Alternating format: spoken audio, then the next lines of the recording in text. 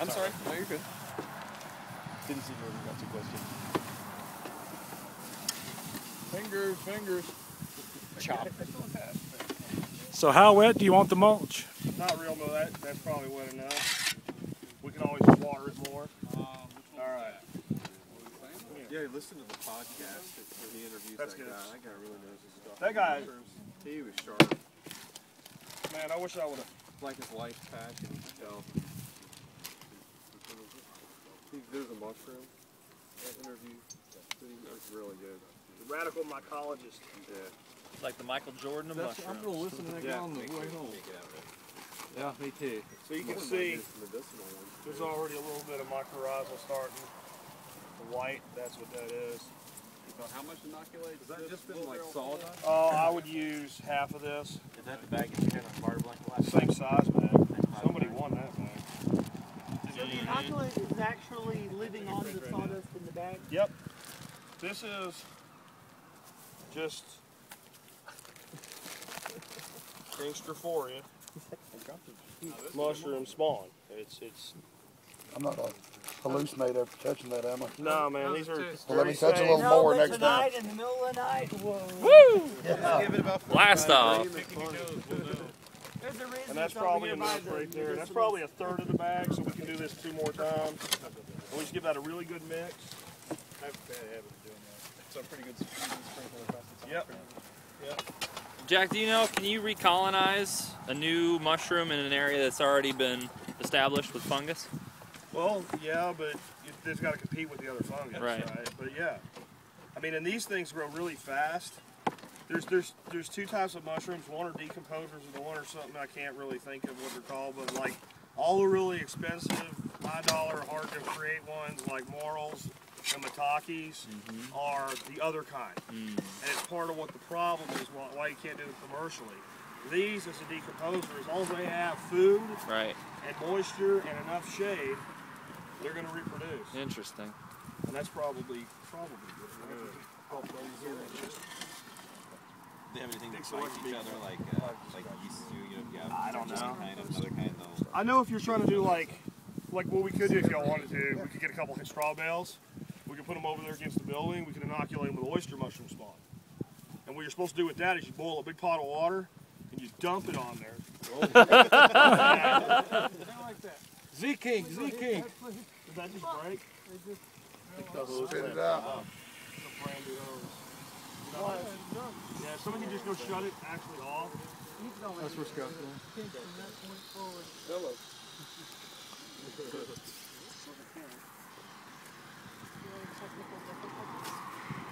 Yeah, just spit the end out the Clamp. bag.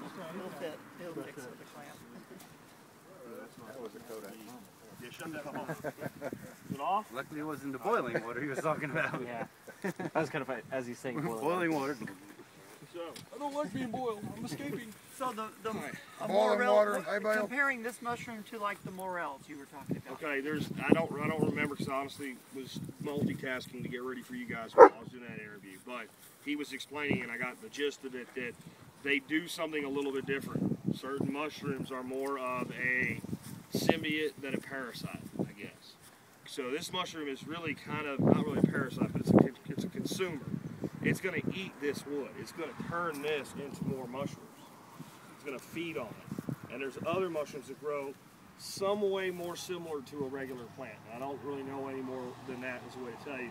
But they have a lot more. Require a certain bacterial. Yeah, and they have a certain population. environment. It has to be a certain temperature, around a certain other material. And like, so, since these are decomposers, if we mix that with straw, it doesn't give a shit. It'll decompose straw, it'll decompose peat, it'll decompose anything.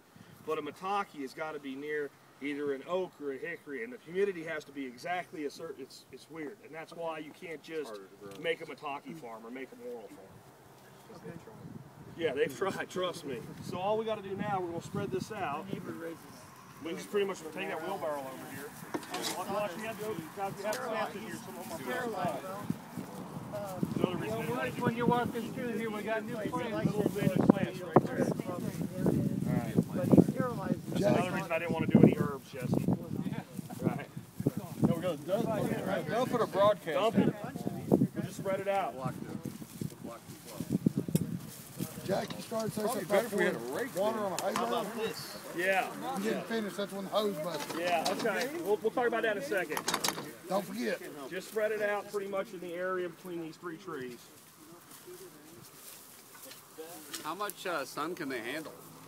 They can handle more than most mushrooms. They can't handle as much as they would get in here right now. That's why we have, if you look over there, we cut branches. We're going to make shade. Would they do well in full shade? They would do great in full shade. But they actually don't mind a little bit of sun. These mushrooms, one great way to grow these mushrooms is if you grow corn, once your corn's up enough to have some shade, go and mulch in between your corn rows with mulch that's infused with this. And they grow great with corn. So in my I garden, just learned that. underneath like my intense bio-intense gardening, mushrooms always come up. I put some in there. Let's cover it and then we'll water it. Maybe. The hose is broken. Be careful with your dragon because you don't know what's in front of you.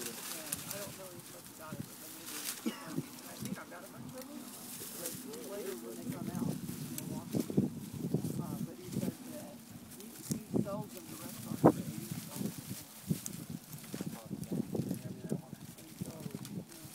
I got 30 acres. I'm not sure if it's Morels or not.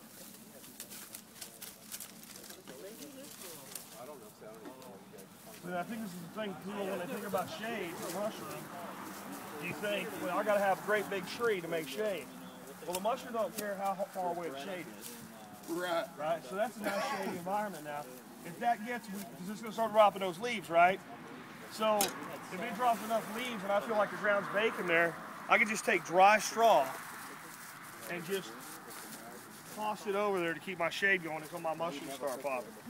Water on! Oh, I thought somebody was over there. So you turn the branches into the framework and make smaller trees. Yeah.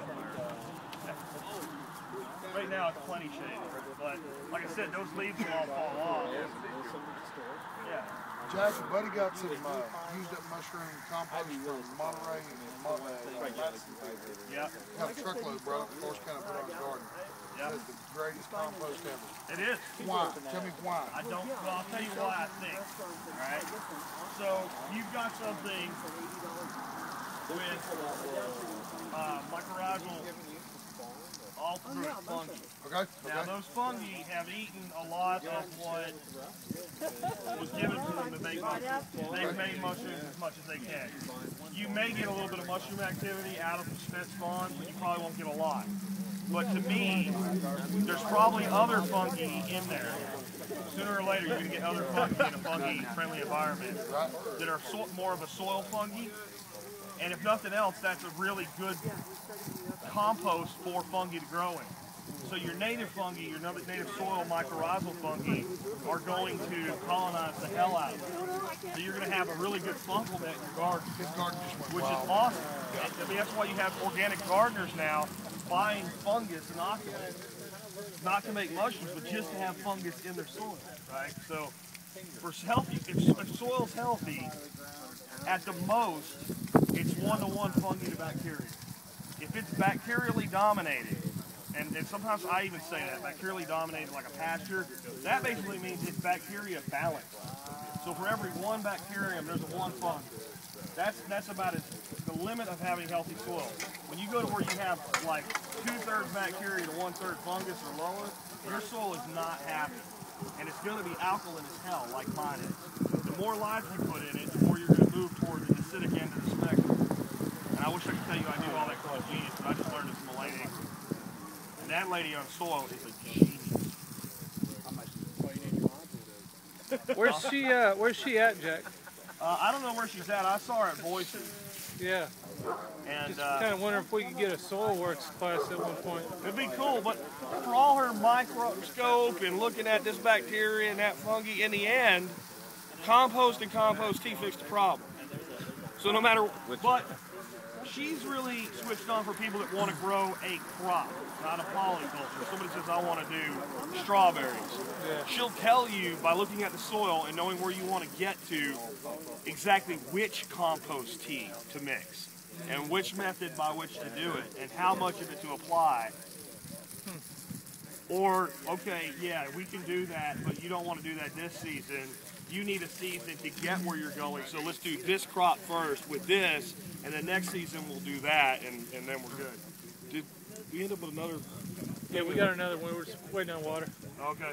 Well, I don't know where we're going to put the next one. Yeah, I brought it back and realized you're probably done here. Yeah, we probably are. I think this is good and wet now. What do you think about over there? Nice shady. Well, that's where your herbs are. We haven't planted it yet, and I don't know what we're going to plant where. That's the big thing. So once I get this net going, I don't want to jack with it for a while. Yeah. Any idea how long this mushroom should take to mature? These, if everything goes right, 4 to 6 months this fall, I should get mushrooms. Nice ones. I could get them a lot earlier, but probably not. You bet I will. These mushrooms are called Pinxtrophoria. They're also called wine caps. They're also called garden giant. Because again, they don't need a ton of shade. They grow in gardens. And you probably want to pick them when they're before they open up and they're about that big around. But if you let them go, they get like this. They get massive. And they're good, but they're not as good as when they're young. Young is when you want to pick them. But my hope is getting them all through this place. That's why I bought so much spawn. Because if this is a mushroom, you should be able to make perennial. Like, I shouldn't have to do this every year to have mushrooms. I should have to do this year, get my system healthy, and each year I should just have mushroom spawning. And I should be able to do that with oysters as well. The oysters need more shade than a Strophoria, but they don't need a ton of shade either. They're not like, you know, like a Morel, a Shiitake. They gotta have shade. They can't have, even that there is too much. Should we get some shade on this part and that part? It wouldn't hurt, but I ain't worried about it, to tell you the truth. By the time the sun's going under there, it's got to be really, really low to get much light up under there. So I think we're good.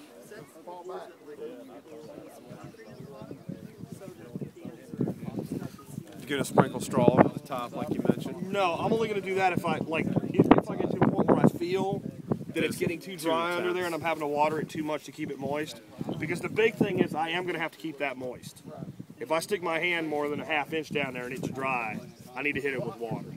So what I'll probably do to this area is run a soaker hose in there, or I'll probably maybe make a little piece of square, like X-shaped pipe with holes in it and run just a hose over there somewhere that I can just hook up whenever I want and just soak it. And that'll be good for the whole system anyway. That tree right there is going to love this, man. It's got fungi friends behind it. It's got